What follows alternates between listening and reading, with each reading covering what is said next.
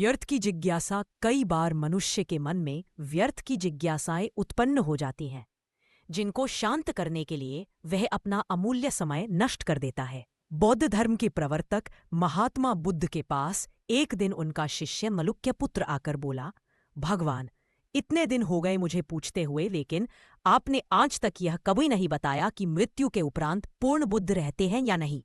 यह सुनकर महात्मा बुद्ध बोले, हे मलुक्य पुत्र, तुम मुझे यह बतलाओ कि भिक्षु होते समय क्या मैंने तुम्हें यह कहा था कि तुम मेरे ही शिष्य बनना।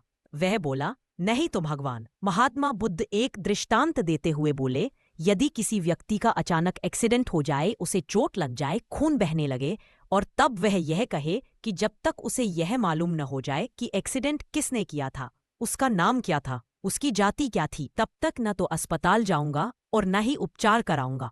अब तुम ही बताओ मलुक्य पुत्र, ऐसी स्थिति में उसका क्या होगा।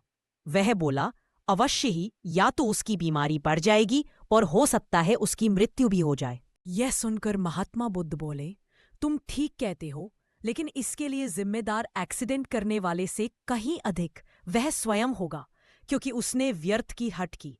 ठीक इसी प्रकार हे मलुक्य पुत्र, तुम भी व्यर्थ की बातों के लिए अपनी जिज्ञासा क्यों प्रकट करते हो। जो कुछ मैंने प्रकट किया है उसे ही गहराई से जानने और वैसा आचरण करने का प्रयास करो। इसी में तुम्हारा कल्याण है। जिसे मैंने अब तक प्रकट नहीं किया उसे अप्रकट ही रहने दो, क्योंकि उसे जानने की कोई आवश्यकता ही नहीं है।